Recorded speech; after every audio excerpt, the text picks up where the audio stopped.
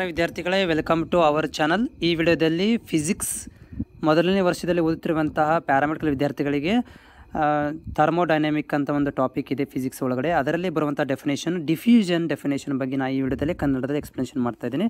ಮತ್ತು ಬೇರೆ ನಿಮಗೆ ಟಾಪಿಕ್ಗಳು ನೋಟ್ಸ್ ಬೇಕಂತಂದ್ರೂ ಕೂಡ ಪ್ಲೇಲಿಸ್ಟಿಗೆ ಹೋಗಿ ನೀವು ನೋಡ್ಕೊಳ್ಬೋದು. ಜೊತೆಗೆ ಲಿಂಕನ್ನು ಕೂಡ ಡಿಸ್ಕ್ರಿಪ್ಷನಲ್ಲಿ ಹಾಕಿರ್ತೀನಿ, ಹೋಗಿ video ನೋಡ್ಕೊಳ್ಬೋದು.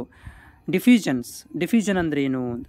So diffusion the process of momentum of the substances. Diffusion ಅಂತಂದರೆ ಒಂದು ಸಬ್ಸ್ಟೆನ್ಸ್ಗಳ ಮೂಮೆಂಟ್, ಒಂದು ವಿಧಾನದ ಮುಖಾಂತರ ಒಂದು ಏನಾಗ್ತಾಯಿದೆ ಸಬ್ಸ್ಟೆನ್ಸ್ ಮೂಮೆಂಟ್. ಯಾವ ಸಬ್ಸ್ಟೆನ್ಸು? ಸಾಲಿಡ್ ಇರ್ಬೋದು, ಲಿಕ್ವಿಡ್ ಇರ್ಬೋದು, ಅಥವಾ ಗ್ಯಾಸ್ ಇರ್ಬೋದು. ಈ ಗ್ಯಾಸ್, ಸಾಲಿಡ್, ಲಿಕ್ವಿಡ್ಗಳು ಒಂದು ಮೊಮೆಂಟಮ್ ಆಗುವಂಥ ಒಂದು ವಿಧಾನ. ಹೇಗೆ? From reason of higher concentration to the reason of lower concentration. ಅಂದರೆ ಹೈಯರ್ ಕಾನ್ಸಂಟ್ರೇಷನಿಂದ ಲೋವರ್ ಕಾನ್ಸಂಟ್ರೇಷನ್ಗೆ ಸಾಲಿಡ್ ಇರ್ಬೋದು, ಲಿಕ್ವಿಡ್ ಇರ್ಬೋದು, ಗ್ಯಾಸ್ಗಳು, ಅದರಲ್ಲಿರೋ ಒಂದು ಸಬ್ಸ್ಟೆನ್ಸ್ಗಳು ಏನಾಗ್ತವೆ ಮೂಮೆಂಟ್ ಆಗುವಂಥ ಒಂದು ವಿಧಾನಕ್ಕೆ ಸೊ ನಾವು ಡಿಫ್ಯೂಷನ್ ಅಂತ ಕರಿತೀವಿ.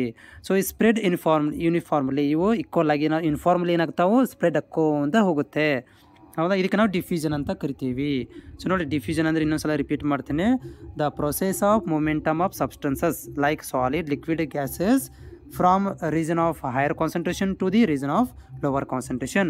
So as it is spreads uniformly is called diffusion.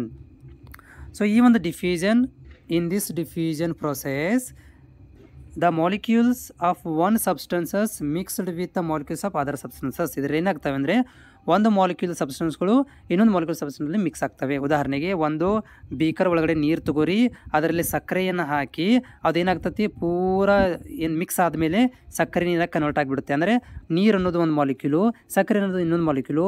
ಇದು ಹೋಗಿ ಸೇರಿಕೊಂಡಾಗ ಏನಾಗ್ತತಿ ಮಿಕ್ಸಪ್ ಆಗುತ್ತೆ. ಅಂದರೆ ಇನ್ನೊಂದು ಮಾಲಿಕ್ಯೂಲ್ ಜೊತೆಗೆ ಮಿಕ್ಸಪ್ ಆಗಿ ಒಂದು ಸೊಲ್ಯೂಷನ್ ಆಗಿ ಕನ್ವರ್ಟ್ ಆಗ್ತವೆ. ಸೊ ಎಕ್ಸಾಂಪಲ್, ಡೈಲಿ ಲೈಫಲ್ಲಿ ಯೂಸ್ ಮಾಡೋಂಥ ಎಕ್ಸಾಂಪಲ್ ನೋಡ್ಬೋದು ಡಿಫ್ಯೂಷನ್ಗೆ. Tea bag immerse in the cup hot water. Okay, ಒಂದು ಟೀ ಬ್ಯಾಗ್ ಇರುತ್ತಲ್ಲ, ಅದನ್ನು ಹಾಟ್ ವಾಟರ್ ಇರುವಂಥ ಕಪ್ ಒಳಗಡೆ ಡಿಪ್ ಮಾಡಿದಾಗ will diffuse in to the water and changes in the its colour change ಆಗಿಬಿಡುತ್ತೆ. ನೋಡಿ, ಟೀ ಪೌಡ್ರ್ ನೀವೇನು ಮಾಡ್ಬೋದು, ಆ ಒಂದು ಬಿಸಿ ನೀರಲ್ಲಿ ಟೀ ಪೌಡ್ರ್ ಬ್ಯಾಗನ್ನ ಅದ್ದಿದಾಗ ಅದು ಕರಗಿ ಅದು ಟೀದು ಕಲರಾಗಿ ಚೇಂಜ್ ಆಗಿಬಿಡುತ್ತೆ. ಹೇಗಾಯಿತು? Because of diffusion. ಹೌದಾ? Spraying of perfume, room freshener will be get diffuse in to the air by we can seen sense of order. Just ನೀವು ಒಂದು ಮೂಲೆ ಒಳಗಡೆ ಸ್ಪ್ರೇ ಮಾಡಿಬಿಡಿ.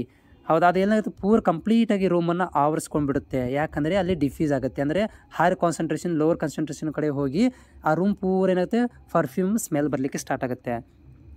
ಶುಗರ್ ಗೆಟ್ ಡಿಸಾಲ್ವ್ ಇನ್ ನೀವನ್ಲಿ ಆ್ಯಂಡ್ ಸಿವಿನ್. ಓಕೆ, ಸೊ ನೋಡಿ, ಶುಗರನ್ನು ನೀವು ನೀರಲ್ಲಿ ಡಿಪಾಸಿಟ್ ಮಾಡಿದಾಗ, ನೀರಲ್ಲಿ ಕರಗಿಸಿದಾಗ ಕೂಡ ಏನಾಗುತ್ತೆ, ಆ ಸಕ್ಕರೆ ಎಲ್ಲ ನೀರಲ್ಲಿ ಹೋಗಿ ಸ್ಪ್ರೆಡ್ ಆಗಿ ಯೂನಿಫಾರ್ಮ್ಲಿ ಸ್ಪ್ರೆಡ್ ಆಗಿ ಸಕ್ಕರೆ ನೀರಾಗಿ ಕನ್ವರ್ಟ್ ಆಗುತ್ತೆ. ಅದು ಕೂಡ ಒಂದು ಉದಾಹರಣೆ. ನೆಕ್ಸ್ಟ್ ಇನ್ನೊಂದು ಉದಾಹರಣೆ, as we light incense stick its smoke get diffuse in to the air and spread through the room. ನೀವು ಊದಿನ ಕಡ್ಡಿ, ಊದುಬತ್ತಿ ಅಂತ ಕರಿತೀವಲ್ಲ, ಅದನ್ನು ಕೂಡ ಒಂದು ಮೂಲೆಯಲ್ಲಿ ಇಟ್ಟು ನೀವು ಹಚ್ಚಿಟ್ಟು ಹೋಗಿಬಿಡಿ. ಸ್ವಲ್ಪ ಲಾಕ್ ಮಾಡ್ಕೊಂಡು ಹೋಗಿಬಿಟ್ರೆ ನೀವು ರೂಮ್ ಪೂರ ಏನಾಗುತ್ತೆ ಆ ಸ್ಮೆಲ್ ಕವರ್ ಆಗಿಬಿಟ್ಟಿರುತ್ತೆ. ಅದಕ್ಕೆ ಕಾರಣ ಏನಂದರೆ ಡಿಫ್ಯೂಷನ್ ಕಾರಣ.